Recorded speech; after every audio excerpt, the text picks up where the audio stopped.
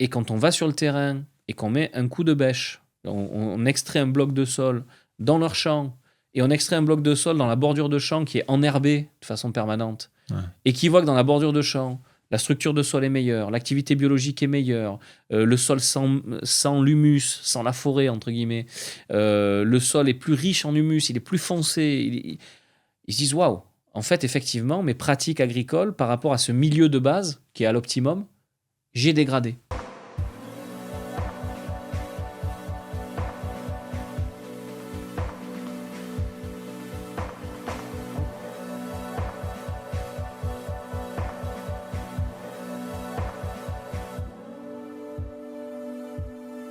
Alors bonjour à tous. Entretien un peu particulier aujourd'hui. Je me suis dit que ce serait intéressant de pouvoir dialoguer avec un citoyen français qui n'a pas forcément beaucoup d'informations sur l'agriculture et qui a sans doute beaucoup de questions et des questions finalement que beaucoup de citoyens se posent. On verra ce qu'on aborde, c'est très libre, ça n'est pas préparé. Donc on va sans doute aborder peut-être la question du jardinage, peut-être la question du bio, du non-bio, la question peut-être des pesticides, que sais-je. En tout cas, c'est un entretien libre voilà, qui est à destination un peu de tous, qui pourraient se poser des questions diverses et variées sur l'agriculture. Et je vais m'efforcer d'y répondre avec le maximum de sincérité et dans la mesure de mon savoir et de mon savoir-faire. Bonjour. Peut-être que tu peux, je sais pas, tout simplement te présenter en quoi tu connais ou tu ne connais pas l'agriculture. Et puis après, écoute, je te laisserai poser tes questions. C'est très libre. Et l'idée, c'est que je puisse au maximum t'informer sur l'agriculture, ses tenants, ses aboutissants, dans la mesure de mes moyens. Super. Merci beaucoup, Sébastien. Je t'en prie. Ça me fait très plaisir parce que, effectivement, des questions, j'en ai beaucoup. Des questions que je me pose tous les jours au final. Donc, je m'appelle Alexandre. Donc, moi, j'habite à Marseille. J'ai 43 ans. Je suis papa de 2 filles de 10 et 14 ans. Et donc, forcément, entre l'enfance que j'ai eue, on va dire, tu vois, dans les années 80 et aujourd'hui, et surtout sur tout ce qu'on raconte sur l'alimentation qu'on peut avoir, avant on se disait on mange des légumes, c'est cool, c'est bon pour la santé. Maintenant, je me pose souvent la question de me dire qu'est-ce qu'il y a dedans. Donc, je te remercie pour ce moment-là. Et notamment aussi, j'ai un petit jardin, de me dire qu'est-ce qui est bon pour mon sol et qu'est-ce qui fait que des fois, j'ai des plantes qui ne survivent pas. Super. Nickel. Bon, écoute, je te laisse finalement presque driver l'entretien. Hein. C'est presque moi qui suis interviewé aujourd'hui, donc je te laisse antenne libre. Alors, avant de commencer, j'aimerais savoir justement les types d'agriculture parce que l'échange qu'on a eu un peu avant, j'ai cru comprendre qu'il y avait différents types d'agriculture et j'aimerais en savoir plus en fait là-dessus. Oui, alors ça, c'est un sujet assez important. Alors, déjà, l'agriculture, ça dépend de la perspective dans laquelle on se met. On va essayer de partir, on va dire, du plus macro, hein, à l'échelle mondiale, du plus global. Et puis, on va venir petit à petit sur l'agriculture française et on va peut-être se poser des questions sur est-ce que l'agriculture française est performante, durable, oui, non, par rapport à ça. Donc, déjà, il faut, dans une perspective un peu globale, aujourd'hui, dans le monde, on a le métier d'agriculteur est le métier, finalement, le plus fréquent à l'échelle mondiale, puisque dans beaucoup de pays en voie de développement, la population est majoritairement agricole, soit vivrière, soit agricole à destination des marchés locaux, etc. Et donc, dans ce cas-là, ce sont des exploitants agricoles qui sont finalement des petits fermiers, qui vont avoir des fois moins d'1 hectare, des fois moins d'un demi-hectare. Donc, on est sur une agriculture principalement vivrière et avec des excédents qui vont partir sur les marchés locaux. Donc ça, c'est, on va dire, la grande majorité des agriculteurs dans le monde, en termes de nombre. Pas forcément de surface, quoique, mais en tous les cas, en termes de nombre. C'est une agriculture qui va être plus ou moins utilisatrice d'intrants chimiques, qu'on peut appeler les pesticides, les engrais chimiques. Mais de plus en plus, cette agriculture-là tend, on va dire, à se professionnaliser ou à s'industrialiser avec des usages de plus en plus fréquents, on va dire, d'engrais classiques du commerce, hein, donc de l'azote, du phosphore, du potassium, qui visent à nourrir les cultures. De plus en plus aussi de pesticides, avec les marchés donc des pays émergents qui se développent beaucoup pour les industries qui produisent ce type de spécialité. Et donc, ça, c'est une agriculture qui est en changement, en mutation, en professionnalisation. On peut se poser la question si c'est pour le bien ou pour le mal, hein, parce qu'en fait, souvent, l'augmentation de productivité peut être bien, mais après, massivement, ça peut créer un certain nombre d'effets négatifs sur l'environnement. On en reparlera quand on va petit à petit aller vers l'agriculture plus moderne qu'on a chez nous. Donc ça, c'est une première partie. Ensuite, on va avoir... Dans les pays dits développés ou les pays émergents pour les fermes qui vont être plus professionnalisées, où on va avoir finalement des unités d'exploitation, des fermes qui vont grandir en surface. Donc on va parler de plusieurs dizaines d'hectares, voire plusieurs centaines d'hectares, voire plusieurs milliers d'hectares. Et c'est pas forcément que dans les pays entre guillemets industrialisés depuis longtemps.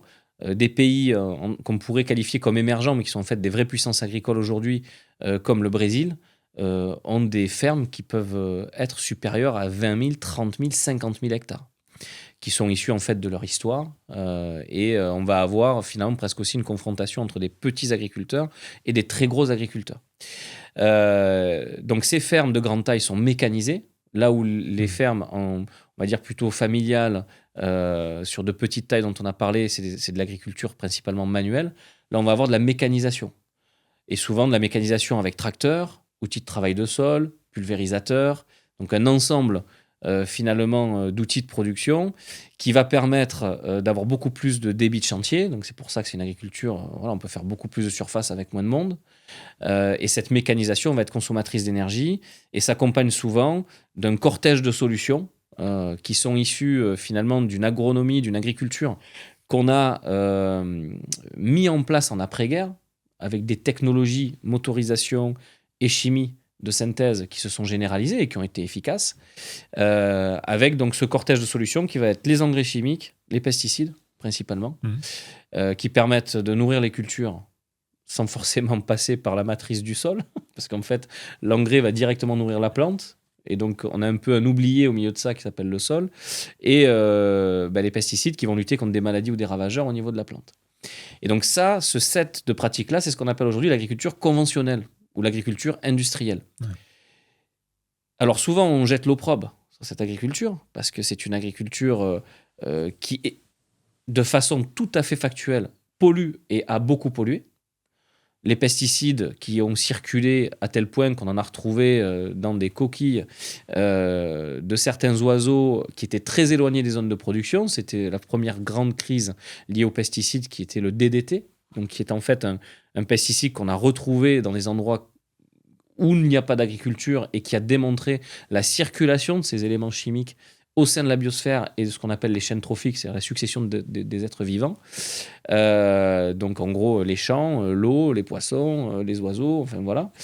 Et donc ensuite, suite à cette crise-là qui a eu lieu, on va dire, autour des années 70-80, des réglementations ont été mises en place, parce qu'il n'y a pas eu que cette crise-là, il y a eu la crise aussi de l'eutrophisation, c'est-à-dire l'excès de phosphore et d'azote dans l'eau qui fait proliférer des algues, et en fait on se retrouve après avec un impact sur la faune, et on a des vraies problématiques après sur les équilibres biologiques au sein des milieux aquatiques de surface.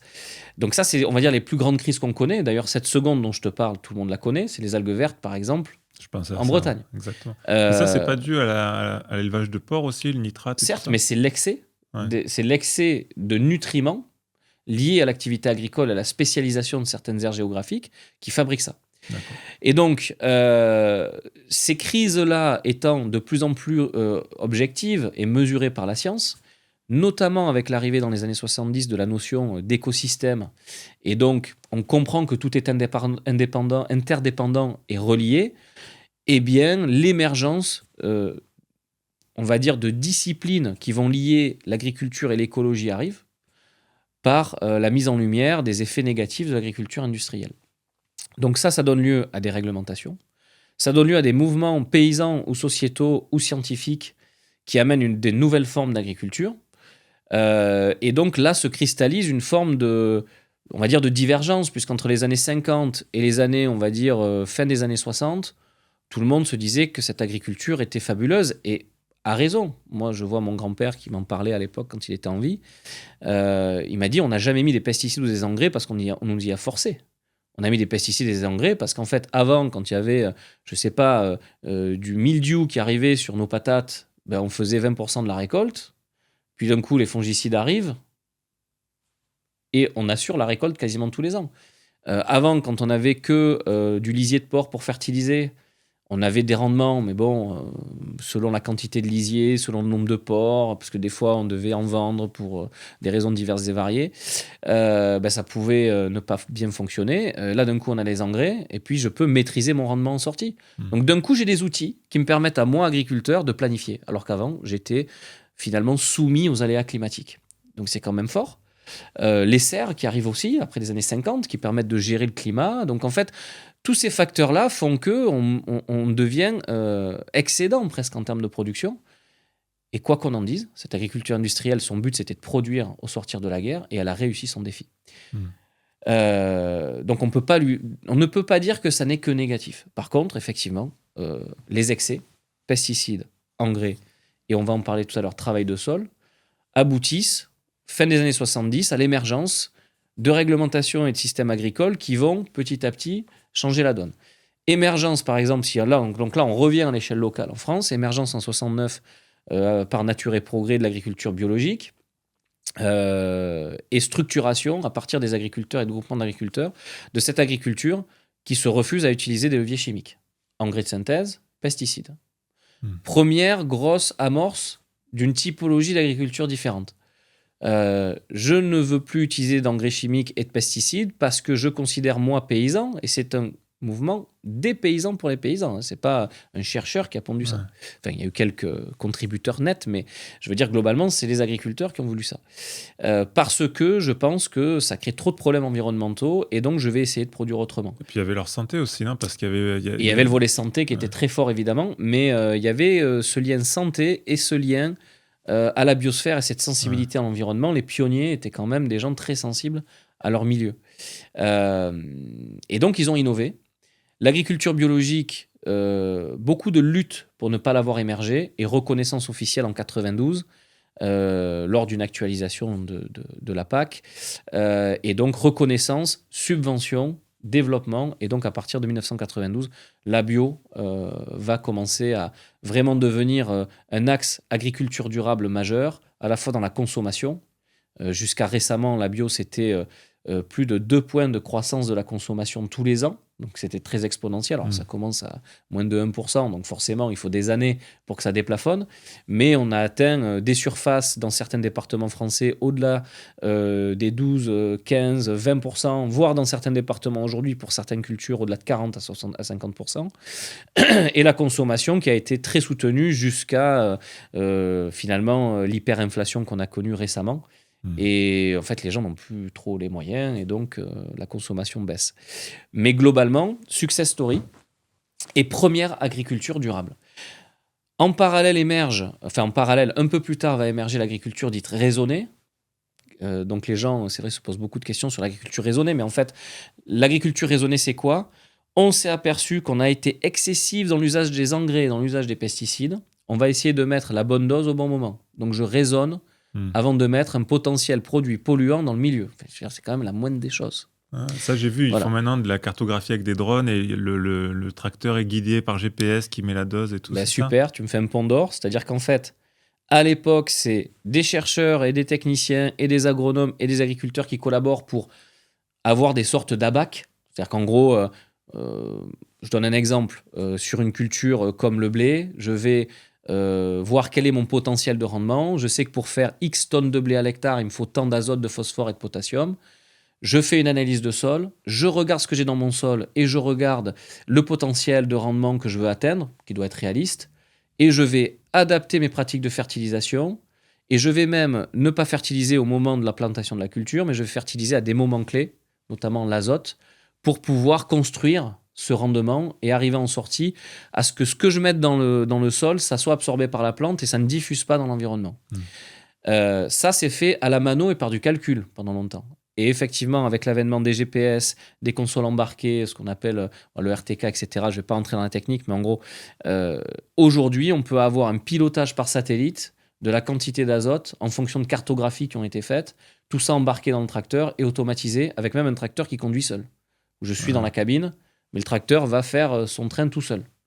Et ça, c'est finalement de l'optimisation.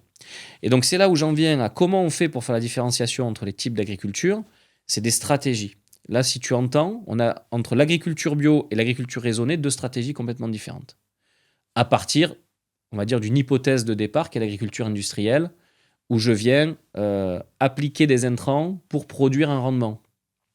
Sous-entendu, faire du blé, c'est additionner des semences, des engrais, des phytosanitaires, donc des pesticides, et puis je récolte.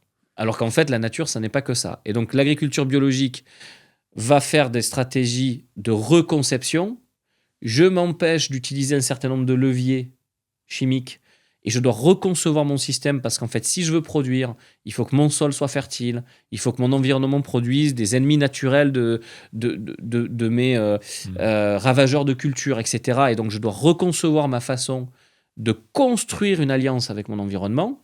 C'est d'ailleurs une des premières approches système en agriculture. Et moi, je remercierai jamais assez les pionniers de l'agriculture biologique pour avoir amené ça, même si aujourd'hui c'est plus divers et on a plein de mouvements intéressants. Et on a l'agriculture raisonnée qui est une stratégie d'optimisation. J'utilisais trop, je vais utiliser la juste dose au bon moment. Agriculture raisonnée.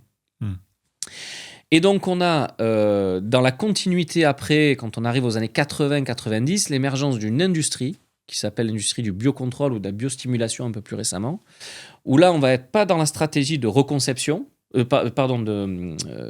d'optimisation, où je vais raisonner les engrais, où je vais raisonner les pesticides, mais je vais être dans une stratégie de substitution, où je vais remplacer par exemple un pesticide, un insecticide, par un agent de biocontrôle, qui va être des coccinelles, qui va être des guêpes parasitoïdes, qui va être un champignon entomopathogène, donc qui va venir, par exemple, manger et consommer certains insectes à certains stades.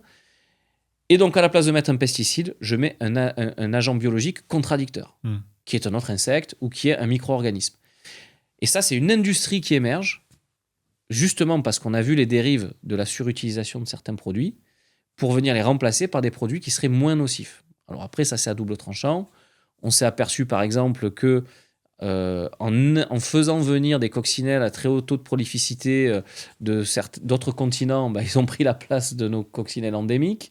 On a ce type de phénomène. Mais malgré tout, moi je considère que le bilan net du biocontrôle est plutôt positif, puisqu'il nous évite de mettre beaucoup de pesticides. Et par exemple, ma famille qui a fait pendant longtemps de la culture de tomates sous serre, eh bien, il y avait des fongicides qui étaient difficiles de remplacer, mais par contre, les insecticides, on pouvait en remplacer la moitié par du biocontrôle.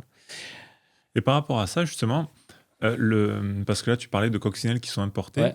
Est-ce que tu observes quand on arrête les pesticides et qu'on laisse un peu la vie se remettre, parce que je crois qu'il y a des terrains qu'on met en jachère. Ouais. Genre, je sais pas après le fonctionnement, mais je sais que c'est pour faire reposer la terre. Ouais. Et est-ce qu'il y a un peu la nature reprend ses droits? Là, en l'occurrence, je pense à Tchernobyl. Ouais. Tu sais, on avait dit Tchernobyl, ça va être mort, machin et tout. Et j'ai vu récemment que c'est la plus grande réserve naturelle d'Europe. Enfin, d'Europe, après, voilà, mais que la vie a repris ses droits malgré tout ce qui pensait que ça ne se verrait pas. Et est-ce que, du coup, ça, dans l'agriculture, tu l'observes aussi? Alors, en fait, si je finis finalement cette notion de optimisation, substitution, reconception, ce que tu es en train d'exprimer, c'est-à-dire, est-ce qu'à un moment donné, la nature peut pas retrouver ses droits, mais derrière nous rendre des services? C'est ça la stratégie de reconception par essence. C'est-à-dire que la stratégie d'optimisation et de substitution, à partir de l'hypothèse initiale de l'agriculture, c'est l'agriculture industrielle d'après-guerre, malheureusement, pour moi aujourd'hui, c'est le passé. C'est-à-dire qu'il faut changer les axes stratégiques de construction de l'agriculture, donc c'est de la reconception, et je ne dois plus respecter une forme de séquence de production héritée des schémas d'après-guerre qui étaient sans doute nécessaires à l'époque pour produire beaucoup et vite, à des schémas de comment je collabore avec les cycles naturels pour que la nature puisse reprendre ses droits alors même que j'y suis. Ça la question.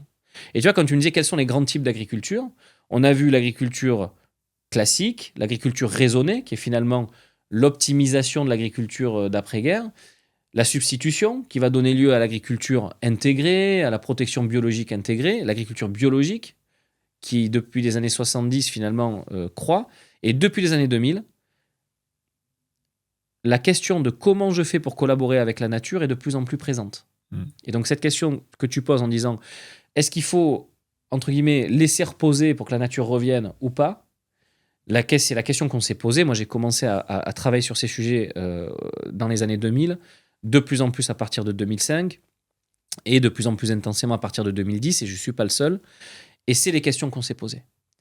Et donc, là, tu as l'émergence d'agriculture dite agriculture de conservation, agriculture écologiquement intensive, agroécologie, agriculture régénératrice, qui sont toutes des stratégies de reconception où on s'est dit qu'est-ce qu'on doit mettre en place dans l'action de production pour respecter les cycles naturels.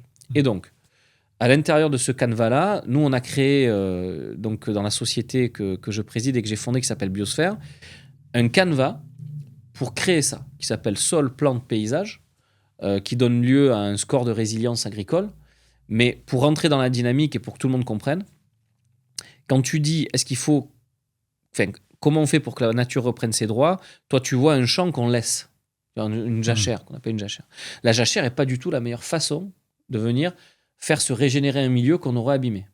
Ça peut être intéressant, mais en fait, tu vas avoir quoi sur une jachère, sur un sol qui va être très abîmé? Bah, tu vas commencer à avoir tout un tas de plantes pionnières. Ça va prendre des années avant d'avoir une couverture totale, complètement... ça dépend où on est, parce qu'en fait, s'il y a beaucoup de pluie, ça va aller vite. Mais si on est dans le sud de la France, on va avoir une production de masse végétale à la surface de ce sol qui peut être plus ou moins importante selon les pluies. Ça peut se dégrader encore. On peut avoir des espaces où il n'y a ni racines ni couverture pendant un certain temps.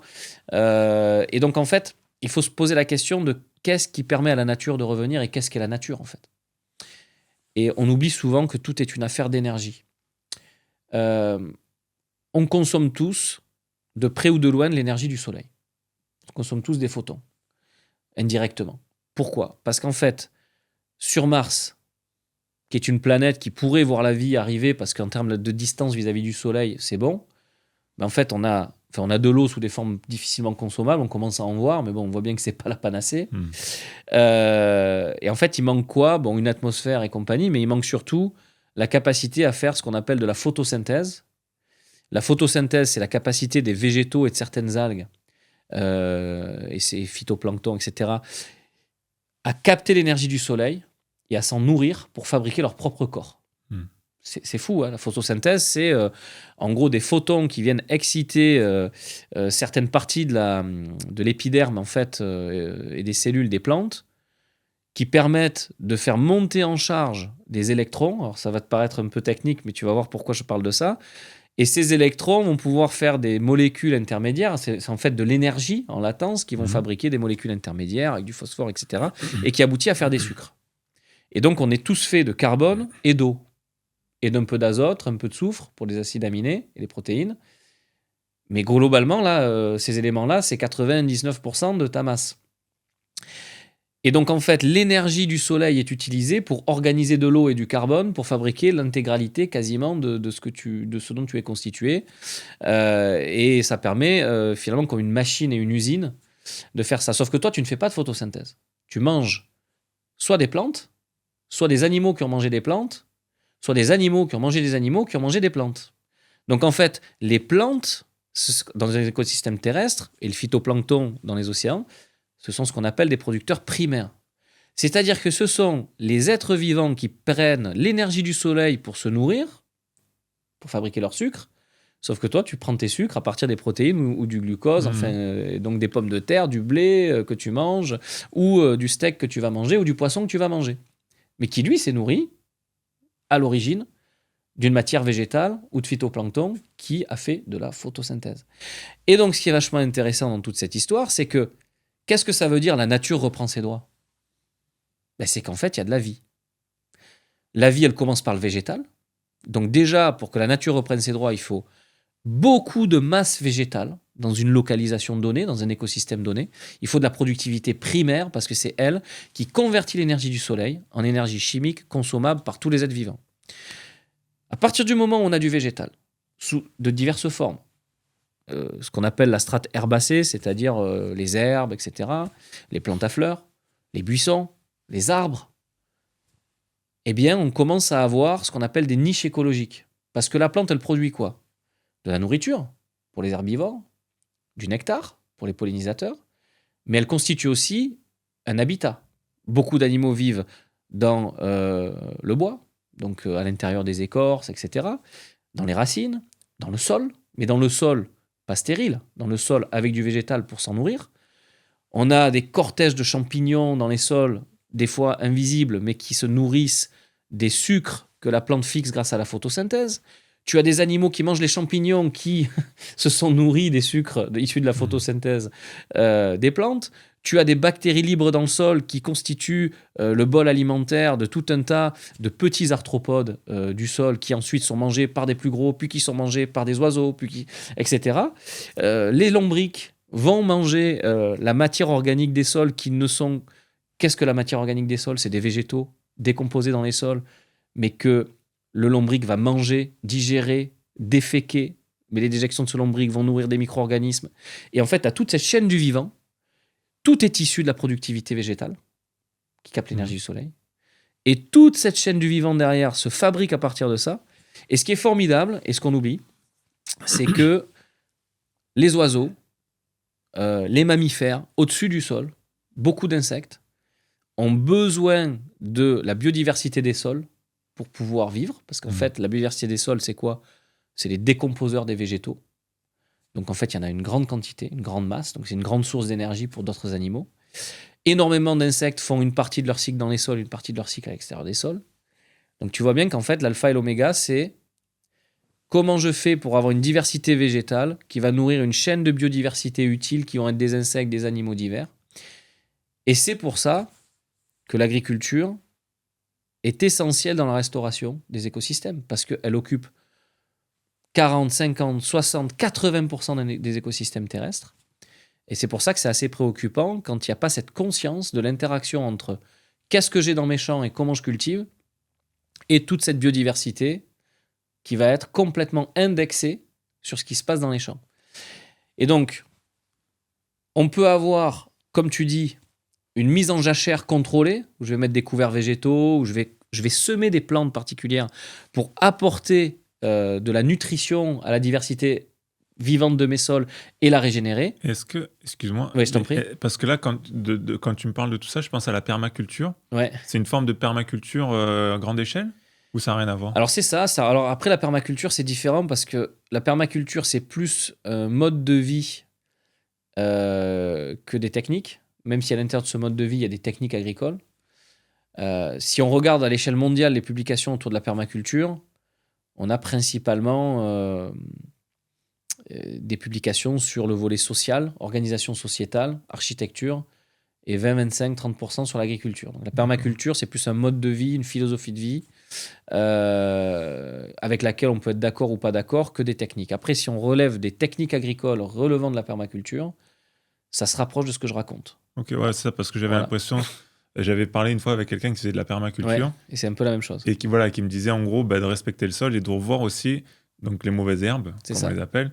Mais il me disait quand il y a une mauvaise herbe, notamment des orties, c'est que le sol est chargé, je ne sais plus en quoi. Trop d'azote, oui. Et que donc cette plante-là va absorber ça et qu'il faut la laisser. Ouais. C'est un peu ça du coup, toi Alors ça, on va dire que c'est une approche de lecture de la santé des sols par la diversité des plantes spontanées qui y poussent. C'est des choses qui sont très intéressantes. Mais oui, c'est ce type de principe-là, c'est-à-dire je ramène du vivant dans les sols, au niveau microbien et au niveau, on va dire, insectes, faune du sol en général, parce que j'ai mis la bonne composition végétale et j'ai une bonne biomasse végétale que je restitue au sol, soit par les résidus de mes cultures, soit par ce qu'on appelle des intercultures, c'est-à-dire des cultures que je ne vais pas récolter, mais que je vais restituer au sol entre deux cultures de vente. Donc ça, c'est pour les cultures qui sont dites en rotation, hein. Quand je fais du blé, je ne fais pas que du blé. Je fais du blé, du maïs, du colza, du soja et je les mets en séquence, les unes derrière les autres. D'accord, sur le même champ en fait. Sur le même champ. Okay, et donc, entre ces cultures-là, je vais mettre des cultures intermédiaires. Mais tu vois, par exemple, ça c'est un bon sujet. Il faut toujours couvrir les sols si je veux le protéger. La plante, c'est l'épiderme du sol. Si je n'ai plus de plante sur le sol, c'est comme si je t'arrachais ta peau et que tu avais les cellules à vif. C'est quand même pas très intéressant. Ouais. Donc, il faut du végétal, mort ou vivant d'ailleurs. C'est-à-dire qu'un végétal que tu as coupé et qui repose sur le sol et qui fait un paillage, c'est de la couverture de sol. De la plante vivante, c'est aussi de la couverture de sol. Et il faut limiter les temps où il n'y a pas de couverture de sol, qui peuvent arriver. Hein. mais parce que des fois, on doit travailler un peu les sols pour les structurer, même si nous, on développe des techniques où on ne travaille plus les sols et on peut planter directement. Ça demande une reconception, ça demande de travailler avec le vivant. Il faut que le vivant soit très intense dans les sols parce qu'il va structurer le sol tout seul. Et donc, je vais planter ma graine. Et j'ai plus besoin de travailler les sols parce que j'ai suffisamment de lombriques, j'ai suffisamment de champignons et d'activités microbiennes pour que mon sol fonctionne seul et j'ai plus qu'à planter dedans avec des machines spéciales. Et c'est bon. J'ai économisé 80% de gasoil et 70% de temps de travail, voire plus. Donc ça, c'est très intéressant, mais ça veut dire que mon sol fonctionne bien. Donc il faut que je le construise sur la durée. Et donc, cette collaboration avec la nature qui relève de tous les mouvements de reconception, permaculture, agroécologie, agriculture régénératrice, etc., se base tous sur le génie du végétal pour réactiver la santé des sols et permettre de pouvoir moins les travailler, moins les fertiliser pour la même performance en culture. Ça, c'est le socle de base.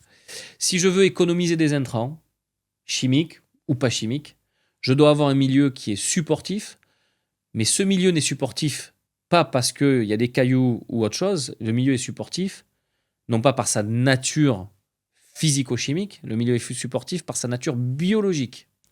C'est la biologie qui est transformative sur le milieu et qui est améliorante. Donc, une agriculture vivante, une agriculture régénératrice, c'est une agriculture qui régénère le vivant au sein de l'espace cultivé. Et la question que souvent on me pose, c'est est-ce que c'est compatible avec l'usage de produits chimiques ou est-ce qu'il faut être 100% bio ? Ça, c'est des gros débats. Moi, d'un point de vue personnel, par la science et la technique, des sols dans lesquels on utilise encore de l'engrais chimique et encore des pesticides peuvent être très vivants. Est-ce qu'ils sont à l'optimum ? Peut-être pas. Quoique j'ai vu des choses extrêmement intéressantes. Mais je veux dire, je n'ai pas vu d'incompatibilité majeure entre une utilisation sobre et mesurée d'engrais et de pesticides chimiques. Par contre, ce que j'ai vu, c'est que l'excès de pesticides et d'engrais peut avoir un effet très délétère, notamment les engrais azotés ou phosphatés qui viennent réduire la collaboration de la plante avec les champignons mycorhiziens. Donc c'est pour ça qu'il faut quand même être... Et donc les champignons mycorhiziens, c'est ceux qui se branchent aux racines de la plante, qui lui amènent plus d'accès à l'eau et aux nutriments. Mais bon, si la plante elle est gavée de nutriments par ailleurs, elle va moins avoir tendance à se mettre en collaboration avec son milieu microbien. Ce qui ne veut pas dire qu'il ne faut pas utiliser l'engrais, mais il faut l'utiliser correctement et juste la dose et peut-être favoriser autre chose. Donc ça, c'est un premier niveau. Ce qui va être vraiment rédhibitoire, c'est le manque de gestion des matières organiques. C'est-à-dire qu'il y a ce qu'on appelle l'humus dans les sols, c'est le taux de carbone organique dans les sols. Si ce niveau descend trop, il n'y a plus de vie. Parce qu'en fait, c'est la source alimentaire de cette vie. Et donc, pour renouveler et maintenir un taux d'humus autour de 2,8 à 3%, qui est le minimum pour que le sol fonctionne, je dois amener en surface autour de 15 à 20 tonnes de matériaux végétaux, matière sèche. 15 à 20 tonnes, mais sur quel... Sur un hectare. D'accord. Donc, en gros, si je te donne un équivalent, 15 tonnes de déchets végétaux en matière sèche, par exemple, si je prends de la paille, ça va te faire une bonne quinzaine de centimètres équivalent. Alors, en sachant que ça, c'est si je n'avais que de la paille. Qu'est-ce qui va contribuer à l'humus ? C'est les racines des plantes. Une fois que j'ai récolté mon blé, j'ai la racine du blé, plus la chaume de mon blé. Donc, souvent, un blé qui a fait, je sais pas moi, 7-8 tonnes à l'hectare, il va produire autour de 4 à 8 tonnes de matière sèche entre les racines et la partie aérienne, donc la paille qui tombe au sol quand la moissonneuse-batteuse passe. Un maïs, ça va en faire quasiment le double. Mais on va avoir des plantes comme le soja qui va quasiment rien produire en termes de paille et de racines. Et donc, d'où la nécessité, entre des cultures, tu vois bien que si un blé, ça fait au total aller une restitution de 8 tonnes, bah, si je veux aller à 15, il m'en manque 7. Où je trouve ces 7 tonnes ? Eh bien, je fais des cultures intermédiaires que je ne récolte pas, qui vont produire du végétal pour nourrir le sol en supplément. Parce que si je n'ai que 8 tonnes, je vais descendre en dessous de 1,5 de matière organique, voire en dessous de 1 si vraiment je suis en Espagne et que je fais des mauvaises récoltes, parce qu'en Espagne c'est compliqué en ce moment avec la sécheresse, et donc j'ai très peu de production de paille, etc. Et donc là j'ai le sol qui tombe en chute libre, parce que je ne l'alimente plus en végétal, qui est sa source d'énergie principale. Et le manque de matière organique, ça durcit les sols sont moins souples. On n'a plus d'activité biologique parce qu'il n'y a plus d'aliments pour les soutenir. Et donc, si tu combines de la compaction avec un manque d'alimentation, tu détruis des niches écologiques. Donc, tu as un milieu qui est de moins en moins propice à la vie au fil du temps. Et c'est malheureusement ce qu'on constate. Récemment, il y a eu une directive européenne qui a été qui légifère un cadre autour de la santé des sols en Europe, sur la base quand même de la reconnaissance qu'on a plus des 2/3 des sols en Europe qui sont abîmés, et avec 30% qui sont très dégradés par l'érosion. C'est-à-dire que si je ne couvre pas mes sols et qu'il y a beaucoup d'eau qui tombe, ben l'eau, en fait, elle va entraîner des particules de sol dans les rivières, et ça, c'est une perte sèche. Alors qu'on sait qu'un centimètre de sol met plusieurs centaines ou milliers d'années à se former. C'est une perte sèche qui est quasiment impossible à retrouver, à part en 5-6 générations. Donc il faut quand même réfléchir à ça. On a de la dégradation biologique par un manque de matière organique. On a de la dégradation par minéralisation de cette matière organique, parce que quand on travaille de façon excessive les sols, bah, quand tu travailles un sol, il est mis entre guillemets à l'exposition des températures et de l'air, et donc ça booste le brûlage en fait de cet humus. Et donc en fait tous ces phénomènes-là, combinés à des fois des excès d'engrais et des excès de phytosanitaires, bah, tu te retrouves avec quand même une facture environnementale de l'agriculture qui est parfois terrible. Et c'est ça qui est assez bizarre. C'est que l'agriculture est à la fois la solution et peut être un problème. Et selon comment on cultive, on peut devenir une solution climatique et environnementale extraordinaire, sans pour autant dire qu'on est 100% bio, même si ça peut frustrer certains. Moi, j'aime l'agriculture biologique, ma famille fait l'agriculture biologique et j'en consomme depuis longtemps, mais c'est pas pour ça. Je suis un scientifique et je constate qu'on peut avoir un milieu très vivant, alors même qu'on utilise encore un peu des biocides de synthèse. Et par rapport, et par rapport à ce que tu dis, justement, l'agriculture biologique, parce qu'en gros, elle n'utilise pas de pesticides, mais est-ce qu'elle respecte quand même le sol? Parce que ça peut quand même ne pas respecter le sol. Non, ça ne le fait pas sur repos. Non, mais l'agriculture biologique, c'est le gardien de l'agronomie entre les années... En France, hein, ça varie selon les pays, mais en tous les cas, en Europe, ça a été à peu près la même tendance en Europe de l'Ouest. L'agriculture biologique a été la gardienne de l'agronomie pendant 30 à 40 ans, jusqu'à ce qu'on arrive dans les années 2000 et que l'agroécologie et l'agriculture de conservation des sols émergent de façon forte, parce qu'elle a émergé avant, mais en tout cas qu'elle se développe. Donc l'agriculture biologique, pourquoi les sols sont respectés quasiment de facto, à part sur certains schémas de culture récents, mais on va dire tous les pionniers de la bio respectent les sols, parce que sans les sols, on ne peut pas produire en bio. D'accord. C'est les sols, grâce à l'activité biologique des sols et à l'humus, qui viennent nourrir naturellement les cultures, parce qu'on ne va fertiliser en bio qu'avec des matières naturelles qui ont des niveaux de disponibilité pour la plante relativement faibles et qui doivent passer par des êtres vivants pour être libérés pour la plante. Je prends un fumier. Si par exemple, parce que la bio, par exemple, va fertiliser avec des fumiers ou des composts. Le fumier, quand il est appliqué au sol, il doit être digéré par des lombriques et digéré par un ensemble de cortèges microbiens pour être disponible ensuite pour la plante. Donc en fait, la bio, pendant longtemps, et d'ailleurs ça l'est toujours aujourd'hui, le slogan c'était nourrir le sol pour nourrir la plante. Parce que ça veut dire, excuse-moi, je te coupe encore. Je t'en prie, vas-y. Mais ça veut dire que si moi sur mes plantes, je mets de l'engrais ou l'équivalent d'un fumier, si j'ai pas le microbiote là qui va digérer tout ça, ça sert à rien pour ma plante? De toute façon, si tu le mets, le microbiote va se développer. D'accord. Déjà, d'une part, parce que dans le fumier, tu as souvent des petits vers qui sont présents, des petits lombriques, pas forcément les gros, mais des petits qu'on appelle les Essenia, etc., qui sont des catégories de petits lombriques qui sont plutôt destinés à manger les matières organiques au sein des composts, mais surtout à la surface des sols. Et tu vas avoir également beaucoup de microbiologie active dans ton fumier. Puisque quand ton fumier, c'est quoi ton fumier? C'est de la paille mélangée avec de la merde de vache ou de mouton. Mais qu'est-ce que fait la vache ou le mouton? À l'intérieur d'un rumen de vache, tu as des bactéries lactiques, tu as un ensemble de cortèges microbiens qui va ensemencer la merde finalement de cette vache et mélanger à de la paille, parce que c'est la litière en fait, et tu vas fertiliser avec ça. Ou alors tu vas fertiliser directement avec de la merde parce qu'il n'y a pas de paille, c'est ce qu'on appelle les lisiers. C'est-à-dire que la vache, elle n'est pas élevée sur un paillage. La vache, elle est élevée sur une caillebotis, c'est-à-dire un sol avec du jour, avec des trous. Et donc, quand elle défèque, ça tombe dans une cuve et après, tu récupères ça et tu vas mettre ça dans les champs. Et donc, le fumier est riche en carbone avec la paille, va nourrir beaucoup les lombrics, etc. Et le lisier, qui est très peu riche en paille et en matière organique dure, va nourrir plutôt la microbiologie et va avoir beaucoup d'éléments nutritifs directement assimilables pour la plante. Et rien qu'avec cet exemple-là, qui est pourtant la même matière, soit mélangée à de la paille, soit pas mélangée à de la paille, tu comprends l'influence que ça peut avoir dans ton jardin. S'il y a de la paille, comme le lombric mange la paille, ben, tu vas favoriser le développement du lombric, plus de la microbiologie que tu as dans tes déjections de ruminants.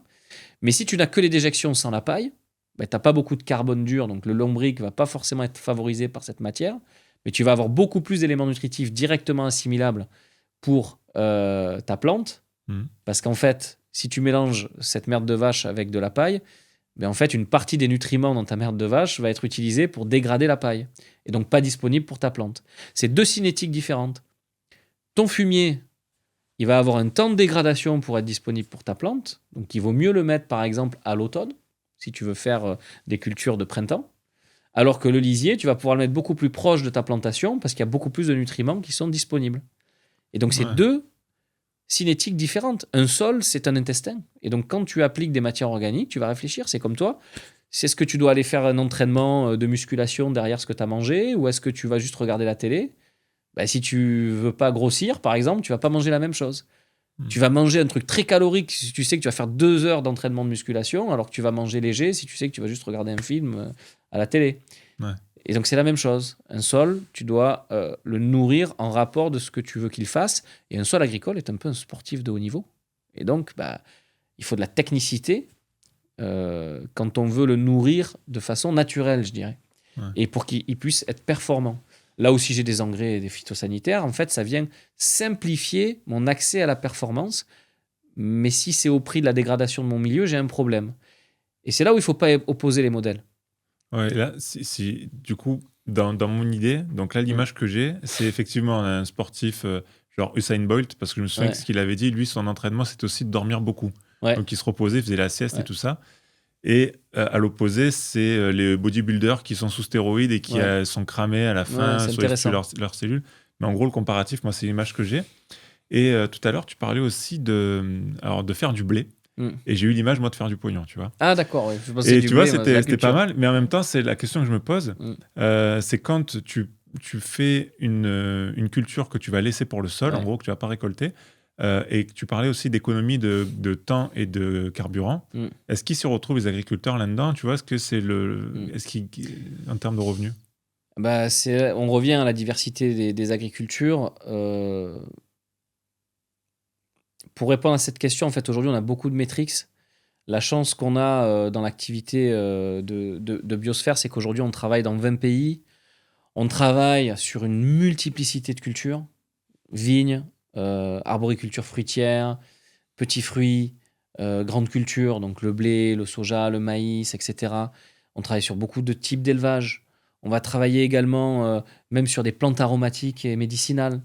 Et on va travailler aussi sur des cultures tropicales, le manguier, fruit de la passion, café. Ce qui est intéressant, c'est de se rendre compte que dans à peu près 80% des cas, la collaboration avec la nature amène de la performance économique. Pourquoi ? Parce que si je veux, par exemple, que mon sol fonctionne bien, je dois limiter les perturbations mécaniques et chimiques. Donc, notamment les perturbations mécaniques, je vais limiter le travail de sol.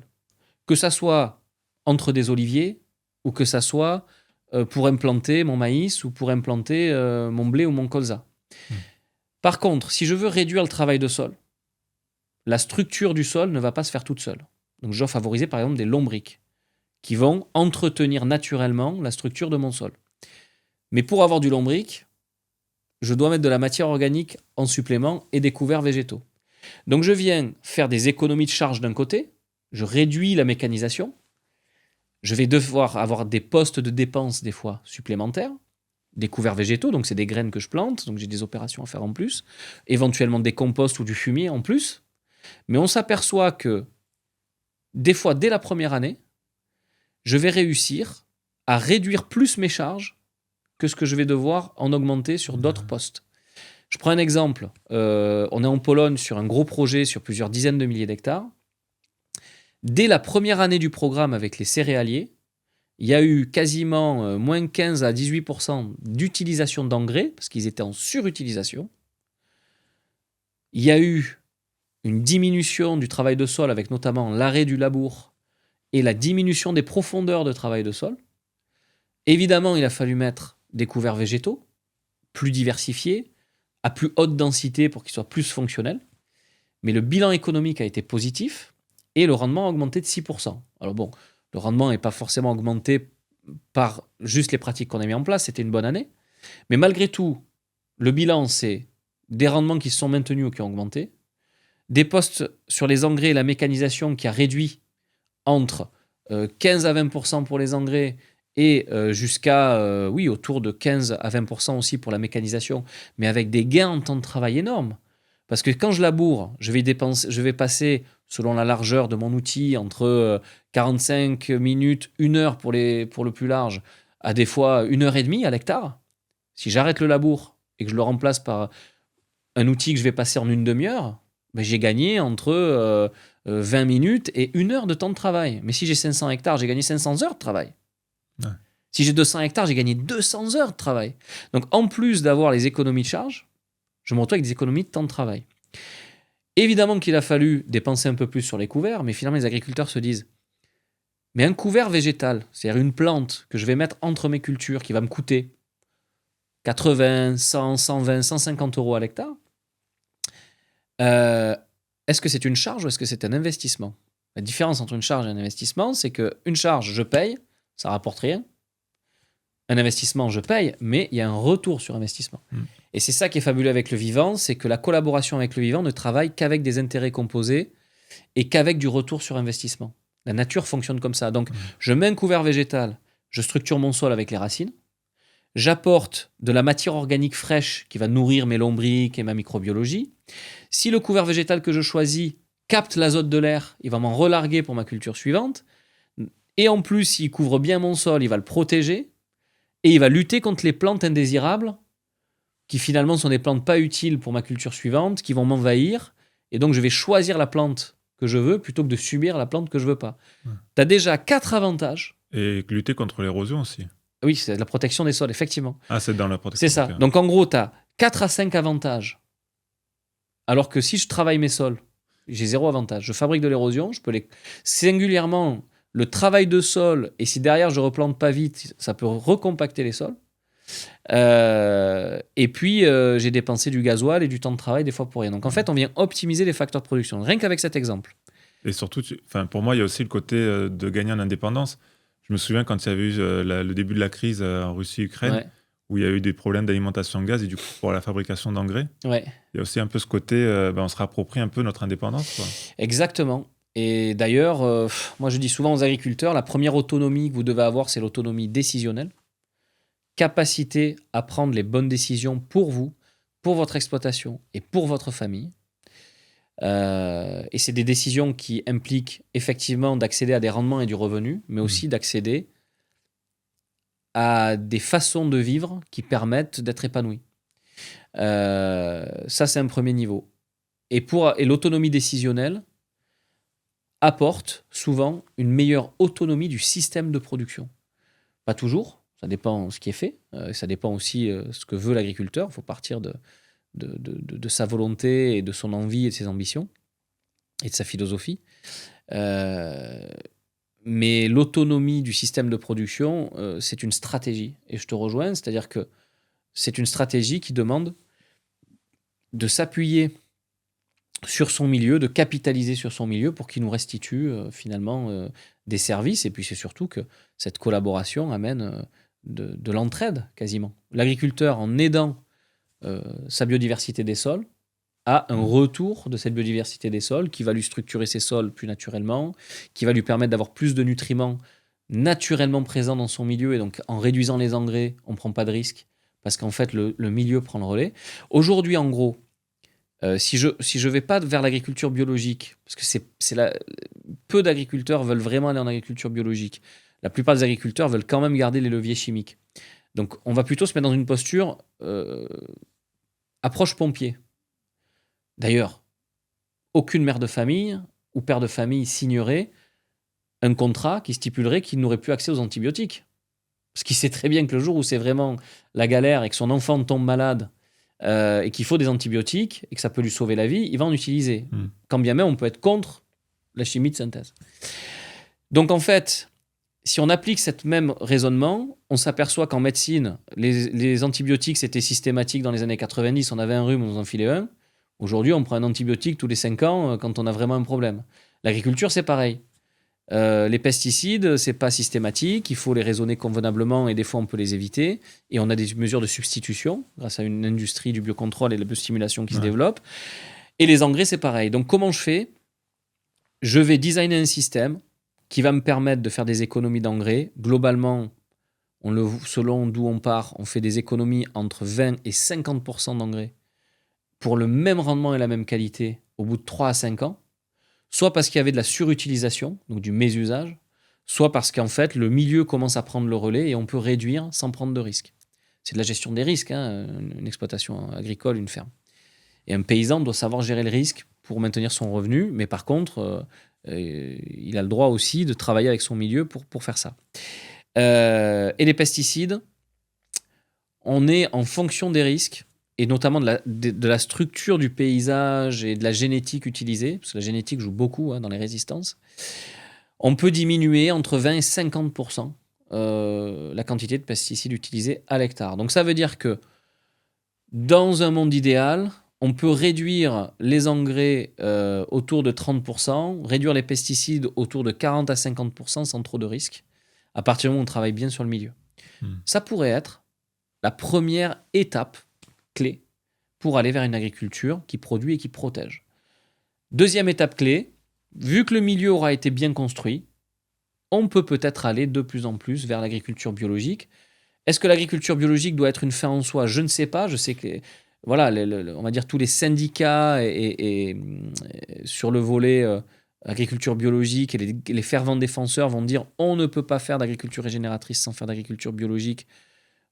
Moi, pour avoir vu des milliers de sols et des milliers d'environnements, je sais que ça peut fonctionner alors même qu'on n'est pas en bio. Donc, je dirais que scientifiquement parlant, ça n'est pas tout à fait juste. Par contre, il est vrai que lorsqu'on enlève les produits phytosanitaires et les engrais chimiques du milieu, dans la quasi-totalité des cas, le milieu s'améliore automatiquement.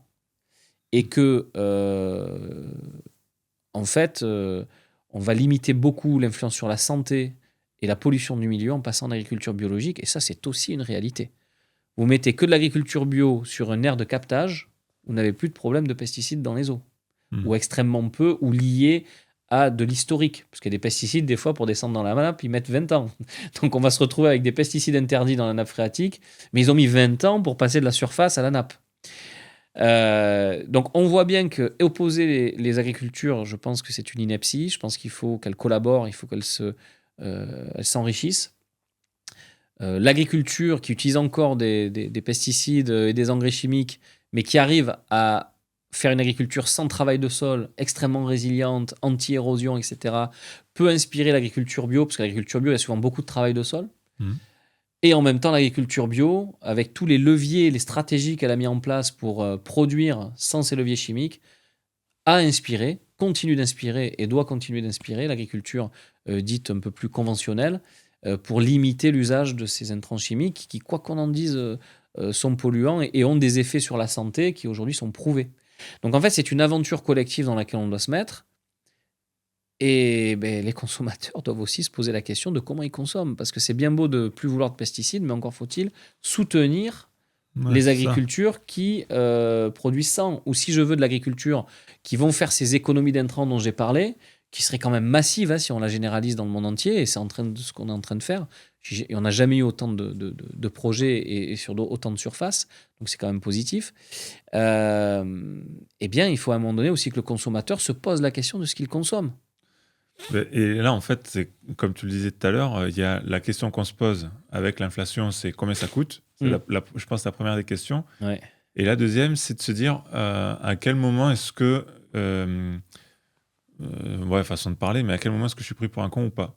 Parce qu'il y a des fois, moi en tout cas, c'est la réflexion que je me fais, c'est quand je prends des légumes, je me dis, attends, c'est pas la saison, ils sont super beaux, c'est quoi l'arnaque ? Donc bon, forcément, ça va être Maroc ou Espagne, la provenance. Et j'imagine que c'est l'agriculture intensive et ainsi de suite. Donc ça, c'est tout la projection que je m'en Ouais. fais, moi, quand, quand je consomme au final. Et peut-être, est-ce qu'il y aurait un label, alors je ne sais pas si tu bosses là-dessus, Mm. mais le fait de créer un label comme il y a un label bio, mais dire, je ne sais pas, agriculture régénérative ou Ouais. qu'il y a un truc... Alors, c'est une bonne question. Et aujourd'hui, tu as plusieurs types de labels, tu as plusieurs types de démarches. Il y a des certifications qui sont portées par des organismes publics, comme l'INAO en France, et son proxy européen, par exemple. Et la certification en agriculture biologique fait partie de ces démarches qui sont certifiées et qui sont organisées à ces échelles-là. Le label rouge, par exemple, également. Ça, ce sont les niveaux de certification les plus élevés qu'on peut retrouver dans le monde et qui sont structurés depuis longtemps. Et pour moi, on peut compter dessus. J'ai vu des dérives, hein, faut être clair. Hein. Enfin, je veux dire, notamment dans les pays émergents qui sont souvent moins structurés. J'ai vu des lots qui éventuellement pouvaient ne pas relever de l'agriculture biologique, être mélangés à ceux qui pouvaient être de l'agriculture biologique. Mais à un moment donné, on doit faire confiance à ces démarches qui sont très structurées et très structurantes. Et je dirais que les fraudes, c'est moins de 10%. Donc ça veut dire que dans 90% des cas, ça fonctionnera. Et encore, je dis 10%, je n'ai pas les chiffres, je ne suis pas l'expert du sujet. Mais en tous les cas, je sais que ça fonctionne. Mm. Parce qu'on a des certifications tous les ans, enfin des vérifications tous les ans qui sont faites. Même si c'est sur de la base documentaire, facture, etc., ça reste une démarche structurée, vérifiée par une tierce partie neutre. Et le contenu du cahier des charges et les réglementations sont faites par des organismes publics, c'est-à-dire des vraies tierces parties, donc sans conflit d'intérêt. Après, il y a des démarches de certification privées qui vont être faites à partir des entreprises elles-mêmes qui vont produire. Si tu prends par exemple quelque chose qu'on va retrouver aujourd'hui comme la nouvelle agriculture, qui est portée par des coopératives dans l'ouest de la France, et on va voir ça par exemple sur le poulet ou sur des choses comme ça qui produisent. C'est un cahier des charges qui a été fait par l'organisme même qui produit, qui peut être audité par une tierce partie, donc ça ne veut pas dire qu'il n'est pas valide, et avec des critères qui vont être organisés, des fois avec des comités scientifiques ou autres, mais en tous les cas, c'est privé, ce n'est pas un organisme public qui l'apporte. Même C'est qui le patron, par exemple, qui aujourd'hui, par exemple, c'est la brique de lait la plus vendue en France, et qui sauve des exploitations agricoles. Hein. Moi, je conseille à tout le monde, s'il veut favoriser le revenu des agriculteurs, d'aller consommer du C'est qui le patron. Eh bien, c'est privé. C'est une coopérative qui a fabriqué la démarche. Il y a un comité citoyen qui a défini les critères, mais ça reste, entre guillemets, privé. Ouais. Avec des audits, avec du contrôle, et pourtant ça marche. Donc en fait, la question c'est, est-ce qu'on a des éléments qui permettent de dire que ces choses-là marchent ou pas? C'est qui le patron? Ça a beau être une démarche 100% privée, je pense que la plupart des agriculteurs qui rentrent dans cette dynamique-là, et notamment les laitiers, ça leur sauve la vie. Parce que c'est du réel. Ouais. Est-ce que les critères environnementaux sont assez forts dans la démarche C'est qui le patron? Ils sont moins forts que dans d'autres démarches, mais pourtant ils sont présents. Par contre, la composante revenu pour l'agriculteur et partage de la valeur est exceptionnelle par rapport à d'autres démarches. Voilà. Donc, il faut voir ce qu'on veut faire. En tous les cas, consommer des produits avec une labellisation, je pense, reste importante. Si j'ai un poulet standard avec rien, et un poulet, que ça soit label rouge, qui va être plus fort, par exemple, que la nouvelle agriculture, mais la nouvelle agriculture est mieux disant par rapport à d'autres choses, ou bio, qui va être finalement encore une étape supérieure par rapport à du label rouge, notamment en termes de bien-être animal. Eh bien, parce qu'on parle d'environnement et de santé, mais entre des poules qui sont complètement compressées les unes derrière les autres ou qui ont un parc ouvert et qui peuvent se percher, c'est deux modes de vie différents. Et donc, en fait, moi, je conseille à tout le monde, et d'ailleurs, c'est ce que je fais moi quand je consomme, voilà, prenez du bio, prenez du label rouge, prenez du certifié, même si c'est des trucs avec un logo, regardez ce qu'il y a derrière le paquet, voyez ce qui est décrit, Bon, c'est sûr qu'aujourd'hui, agriculture raisonnée, ça veut rien dire. Mais bon, de l'agriculture raisonnée en France sera toujours meilleure que rien du tout en provenance de je ne sais quel pays. Je prends un exemple concret. Et c'est pas pour jeter l'opprobre, mais c'est comme ça. Aujourd'hui, la France est le pays au monde avec la liste de pesticides interdits la plus importante. Les leviers chimiques que peuvent utiliser les agriculteurs français, c'est le moins par rapport au monde entier. Donc en fait, oui, on peut se dire que l'agriculture française est polluante, tout ce qu'on veut, mais c'est peut-être la moins polluante du monde. C'est la plus performante au niveau environnemental au monde, dans les agricultures mécanisées. Hein, voilà. Et donc, ça déjà, il faut le prendre en compte. Et par rapport, par exemple, à un pays comme l'Espagne, l'Espagne va se caler par rapport au droit européen, et il y a quasiment 30% des pesticides autorisés en Espagne qui sont interdits en France. D'accord. Et selon les cultures, des fois 50%.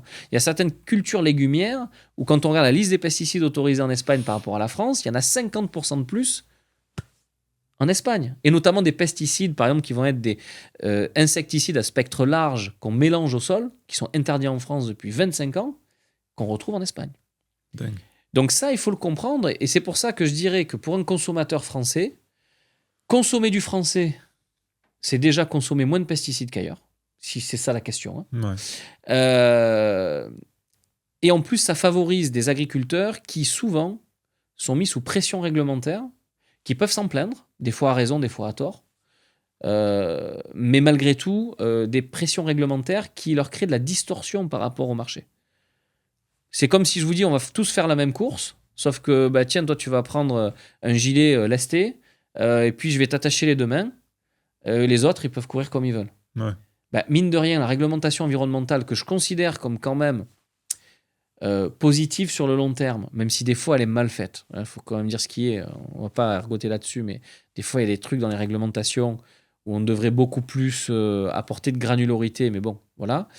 Mais malgré tout, on a des choses très importantes qui sont faites en France au niveau réglementaire que je considère positives, mais ça reste un fardeau par rapport à la concurrence pour l'agriculteur français. Donc, consommons déjà du français, même si c'est plus cher.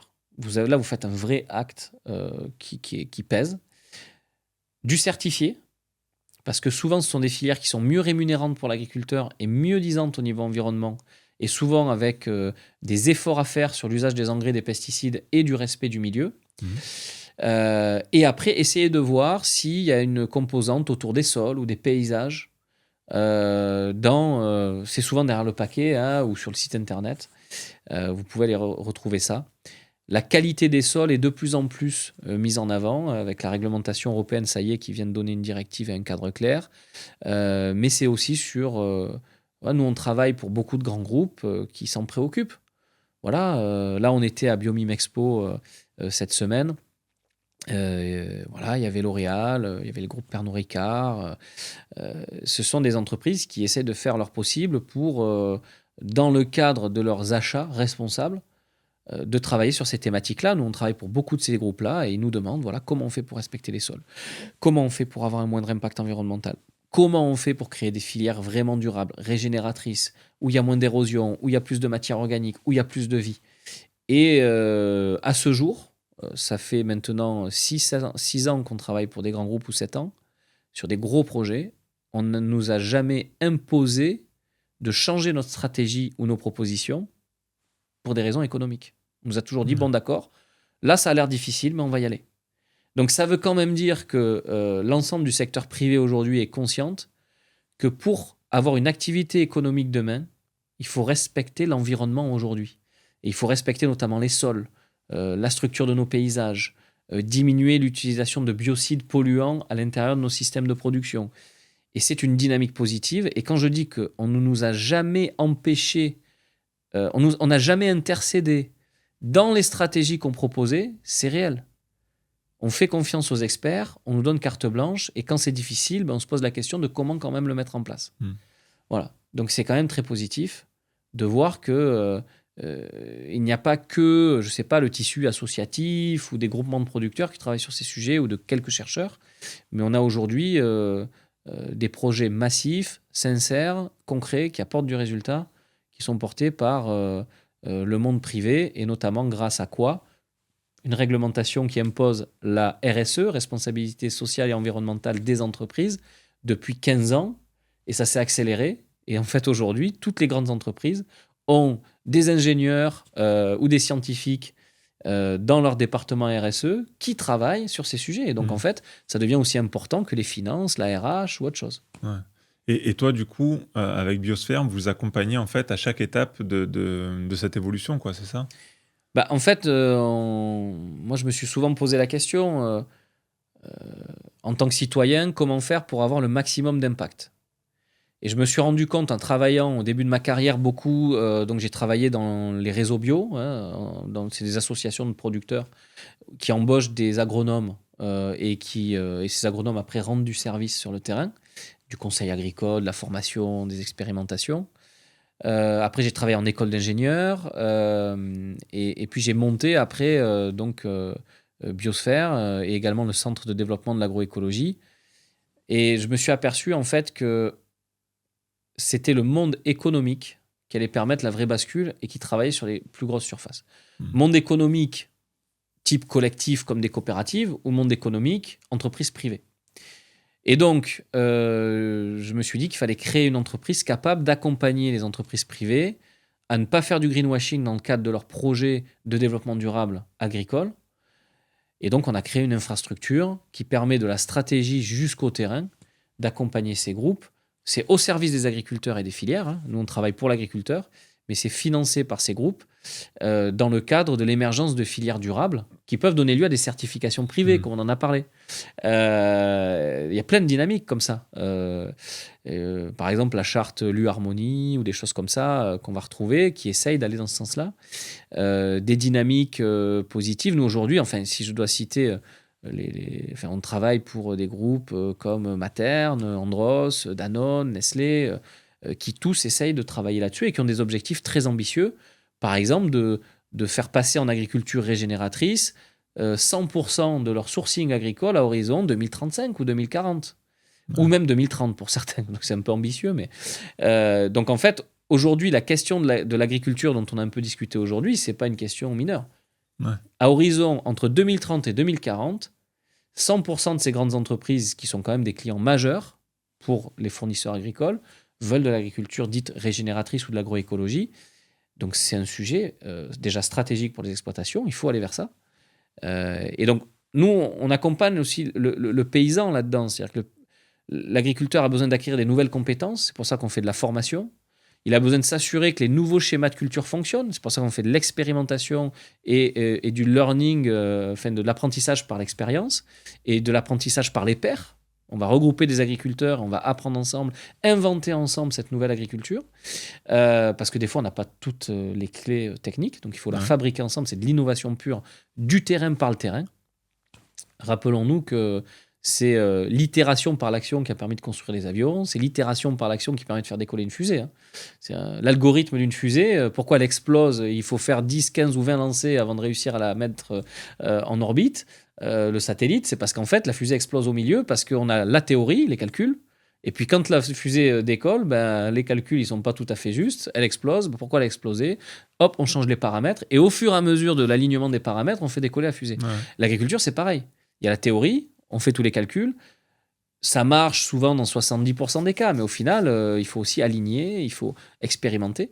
Donc, expérimentation, formation, c'est 2 blocs très importants. Ateliers technico-économiques, quelles sont les conséquences économiques, temps de travail de ces itinéraires culturaux? À un moment donné, il faut que l'agriculteur gagne sa vie. Il ne faut pas qu'on réduise sa marge en faisant de l'agriculture durable. Donc, on arrive à faire cela, et c'est très, très intéressant d'ailleurs de voir ce qui émerge dans ces ateliers. Mais pour pouvoir designer le projet de la meilleure manière, parce que un agriculteur indien, un agriculteur au Pérou, un agriculteur qui fait du café au Nicaragua, quelqu'un au Canada, en France ou en Pologne, n'a pas les mêmes conditions. Donc, il faut travailler différemment, le projet sera différent, la connexion culturelle sera différente, parce que la confiance avec l'agriculteur est essentielle pour faire ce travail.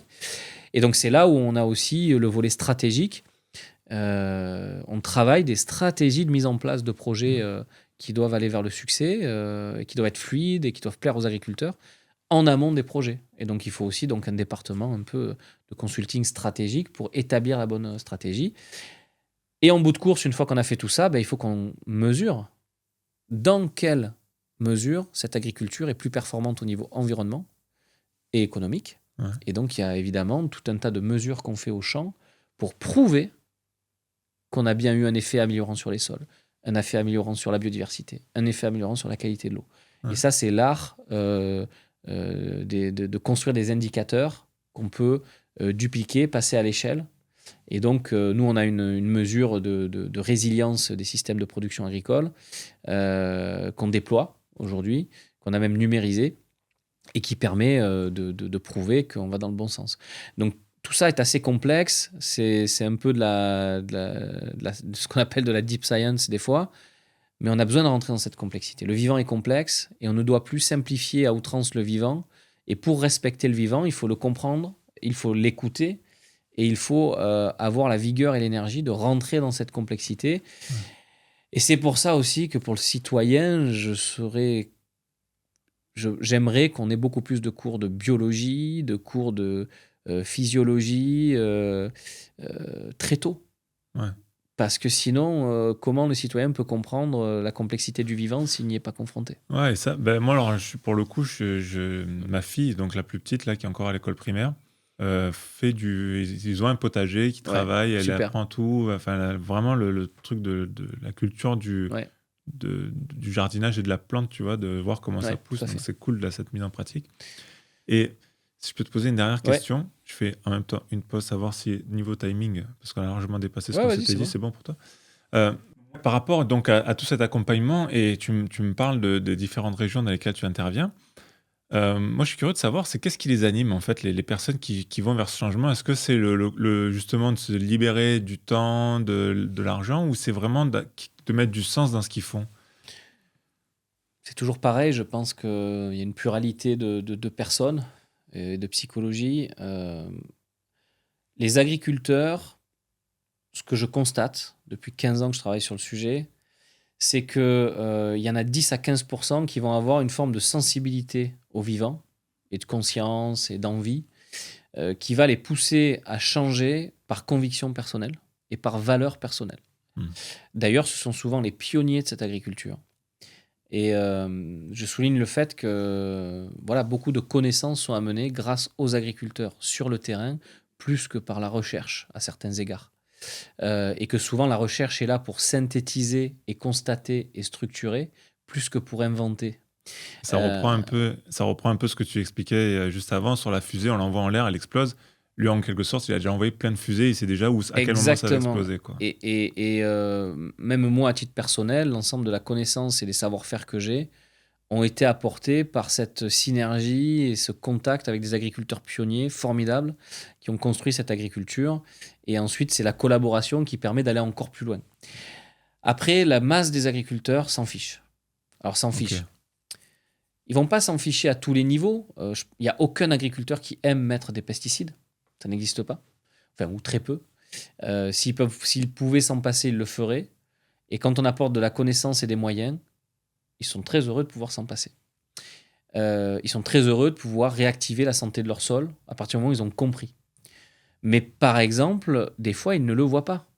C'est-à-dire que quand on fait des formations sur la santé des sols, on va dire dans des groupes de producteurs qui ne vont pas forcément de façon naturelle tendre vers la reconception de leur système de production pour aller vers de l'agroécologie ou de l'agriculture régénératrice, ou de l'agronomie tout simplement en fait. On fait de l'agronomie, on utilise des mots, mais quand on leur rappelle les concepts et quand on va sur le terrain et qu'on met un coup de bêche, on extrait un bloc de sol dans leur champ et on extrait un bloc de sol dans la bordure de champ qui est enherbé de façon permanente et qui voit que dans la bordure de champ, la structure de sol est meilleure, l'activité biologique est meilleure, le sol sans l'humus, sans la forêt, entre guillemets, le sol est plus riche en humus, il est plus foncé. Ils se disent, waouh, en fait, effectivement, mes pratiques agricoles par rapport à ce milieu de base qui est à l'optimum, j'ai dégradé. Et dans cette prise de conscience, c'est là où on crée l'élément déclencheur. Donc, la plupart vont être convaincus par la meilleure efficacité temps et argent qu'on leur amène. Ça, c'est, on va dire, ce qu'ils vont se dire, bah tiens, je rentre dans le programme parce qu'il y a ça et parce que je fais confiance aussi à ces agronomes et ces techniciens qui m'accompagnent. C'est pour ça que nous, on soigne beaucoup la qualité de nos agronomes pour s'assurer qu'ils ont à la fois le lien humain et la compétence technique. Mais une fois que ça s'est fait, comment je fais pour faire émerger une conscience et des connaissances où l'agriculteur va devenir moteur? Eh ben, c'est souvent par la mise en valeur et l'objectivation en fait des problèmes. Et je me souviens d'histoires, par exemple, d'agriculteurs avec lesquels, je sais pas, je me souviens d'un viticulteur, c'était il y a quelques années, il me dit, mais moi, dans mon sol, il n'y a pas de vers de terre, c'est pas un sol à vers de terre.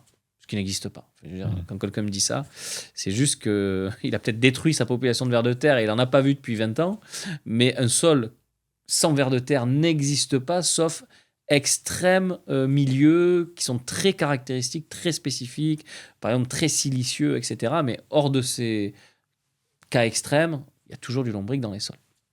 Sauf si on a détruit leur niche. Et donc, je fais un trou dans le champ et on constate des choses, mais c'est vrai, zéro vers de terre, zéro vie, un sol plutôt compacté, très blanc. Et je lui dis, donc, tu es sûr qu'il n'y a pas de vers de terre? Ah ben non, de toute façon, j'en ai jamais vu, etc. Bon, ok. Je lui dis, on va aller dans la bordure de champ. Donc, on va dans la bordure de champ, je mets un coup de bêche dans la bordure de champ.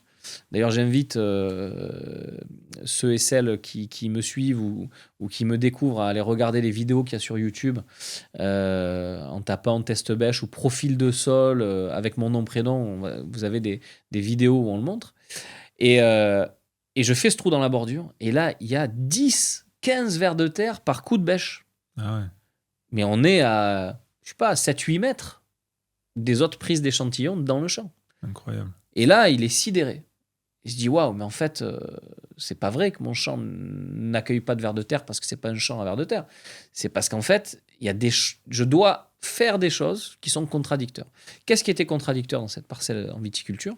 Excès de travail de sol. L'agriculteur travaillait les sols énormément. Très peu de restitution de matière organique. C'est-à-dire que si on n'importe pas, si on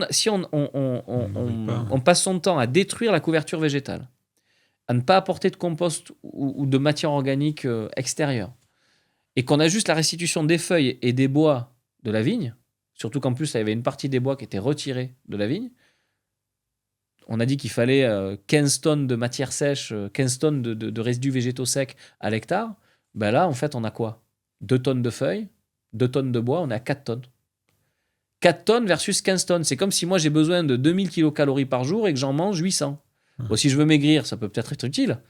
Mais si je suis à mon poids de forme, je vais m'amaigrir et je vais commencer à avoir des déficiences physiologiques. C'est ce qui se passe dans un sol. Si je nourris pas assez un sol en matière organique fraîche, qui est en fait son bol alimentaire, je vais avoir des déficiences physiologiques.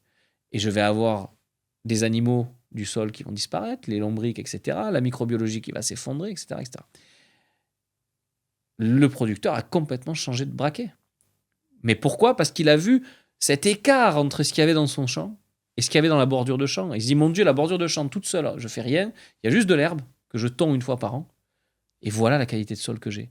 Et donc, la question ensuite, c'est est-ce que je peux avoir cette qualité de sol dans mon champ? Et la réponse est oui. Comment? Avec des techniques, on en a un peu parlé aujourd'hui, mais en gros avec des techniques spécifiques. Et donc, par exemple, sur cet agriculteur-là, j'imagine que vous avez travaillé ensemble ensuite. Ouais. Et son sol, il s'est régénéré en combien de temps? Combien de temps ça a mis pour qu'il retrouve la même... Alors même au-delà de cet agriculteur, un sol qui est vraiment au ras des pâquerettes comme celui-ci, il va falloir au moins 5 à 7 ans pour le remettre d'aplomb. Ouais. On trouve ces sols-là en viticulture, on trouve ces sols-là dans les pays semi-arides, Espagne, Maroc, etc. Parce qu'en fait, la sécheresse et le manque d'eau fait qu'il y a très peu de végétaux qui se développent naturellement. Et s'il n'y a pas une volonté de l'agriculteur de venir en rajouter ou de faire une ingénierie autour de ça, en fait, les sols, naturellement, s'appauvrissent et c'est ce qu'on appelle la désertification. Là, dans ces cas-là, on commence à avoir des progrès au bout de 3-4 ans. On a vraiment régénéré au bout de 5 à 7. Sauf si on fait des apports massifs de matière organique, qu'on va arroser des couverts végétaux, auquel cas on peut raccourcir un peu le temps, mais ça prendra au moins 3 à 4 ans. Ouais. Dans les milieux moins dégradés, c'est-à-dire qu'ils vont être... parce que les milieux très dégradés, ils sont en dessous de 1% de matière organique, donc d'humus. Les milieux moyennement dégradés, c'est-à-dire entre 1,2, 1,3 et 2% de matière organique, enfin, c'est quand même bien dégradé, mais je veux dire, c'est pas aussi pire que ce que j'ai pu voir dans certains milieux à 0,5 points de matière organique. On a ça dans certaines zones en Bourgogne, en viticulture, alors qu'il y a Ouais. de l'eau là-bas, mais ils sont tellement... Incroyable. Ben oui, parce qu'en fait, ils sortent les bois, ils les brûlent, ils arasent, dès qu'il y a une mauvaise herbe, ils viennent la détruire, donc il n'y a plus que les feuilles de la vigne qui sont Ouais. la source de matière organique, autant dire rien. Alors qu'il y a de l'eau dans cette zone. Ouais. Et donc, on voit qu'on peut détériorer un sol alors même qu'il y a de l'eau, c'est ça qui est terrible. Et en plus, ça favorise l'érosion, etc. Et donc, hors de ces situations extrêmes, on a des situations de type, voilà, par exemple, si on va dans la partie nord de la Bourgogne, au-dessus de Dijon, il y a des systèmes blé, orge, colza, avec très peu de restitution de matière organique. Ben là, on est souvent à 1,2, 1,3% de matière organique. Donc, des sols sont très appauvris. On produit mal sur ces sols. C'est que des cultures qui sont assez mal rémunérées. Donc, en fait, l'agriculteur ne gagne pas grand-chose et c'est dommage. Donc, dans ces types de sols-là, il va falloir autour de 3 à 5 ans pour les remettre d'aplomb, avec des couverts végétaux, des apports externes, ou alors tout simplement de la mise en prairie temporaire. Voilà, je mets une luzerne pendant 3 ans, et puis au bout de 3 ans, le sol s'est remis d'aplomb. C'est ce que j'ai appelé un peu la jachère contrôlée. Ouais. Tu vois, c'est pas juste je ne fais rien, c'est je plante une culture fourragère, par exemple, d'intérêt, qui va elle, régénérer mon sol de façon accélérée et pilotée. Voilà. Et donc après, dès qu'on on est passé les 2,5, 2,7% de matière organique, on re-rentre dans la phase de santé des sols. En fait, il y a des indicateurs comme le pourcentage de matière organique, d'humus sur l'argile, qui vont pouvoir nous permettre de voir si le sol va bien ou pas. Le taux de matière organique absolu est quand même intéressant, mais toujours à mettre en rapport effectivement du taux d'argile. Plus l'argile est importante dans un sol, plus il faut de matière organique pour qu'elle soit fonctionnelle, grosso modo, hein, si je schématise. Voilà. Et donc, dans cette aventure de régénération des sols, en fait, aujourd'hui, on s'aperçoit qu'on est entre 3 et 7 ans pour les remettre en route, d'un point de vue biologique, en travaillant le génie du végétal, en fait. On revient au début de notre conversation. Production primaire qui amène l'énergie dans la chaîne trophique, donc la succession des êtres vivants. Je rehausse le niveau de producteur primaire de façon pilotée. Ça me permet d'augmenter ma biodiversité, qui me rend des services et qui restaure les fonctions du milieu. Et ça fait la boucle est bouclée. Et ça fait la boucle avec l'investissement dont tu parlais tout à l'heure. C'est pas une charge, mais c'est vraiment un investissement. C'est ça, exactement. Donc fabuleux. Écoute, je crois qu'on a fait au moins 1h30 d'entretien, quasiment. Ouais, facile. Voilà, donc merci beaucoup. Merci peut-être qu'on refera l'exercice, parce qu'on va être amené sans doute à se revoir. Donc on refera peut-être l'exercice. Mais en tout cas, c'était super. Ouais, très enrichissant. Ouais, j'espère que ça t'a appris quelque chose. Qu'est-ce que ça t'a apporté finalement cet entretien? Tiens, c'est intéressant. Ouais, en fait, de m'impliquer plus dans ma manière de consommer. Parce que c'est vrai que en consommant, si tu veux, du truc pas cher. Enfin, très honnêtement, je fais mes courses au Carrefour Market à côté de chez moi. Il y a les courgettes, les tomates, les machins. Il n'y a pas trop le choix. Tout à fait. Mais en tout cas, entre le bio, le truc, ou de dire, ok, quand il y a le choix, mais ça va être plus raisonné, de faire plus responsable. Et comme tu disais, de regarder les étiquettes, d'avoir la curiosité. Pour moi, c'est vraiment d'impliquer à regarder, ok, ce que j'achète, ça vient d'où? Et peut-être d'acheter mes légumes ailleurs. Et après, il y a un primeur aussi chez qui je prends, mais alors là, t'as l'étiquette et t'as le prix, c'est tout. Tu vois, les tomates. T'as au moins l'origine. Voilà. Donc déjà, origine France, vous savez que vous limitez les dégâts. C'est ça. Et d'apprendre aussi sur les pesticides. Ouais, d'Espagne qui déchire tout. Ce qui est une réalité. Et pas que l'Espagne. Hein. Je veux dire, nous, on travaille, comme je dis, dans 20 pays. En Pologne, les coûts de production sont 20 à 30% moins chers qu'en France. Et il y a plus d'outils, entre guillemets, chimiques, à disposition.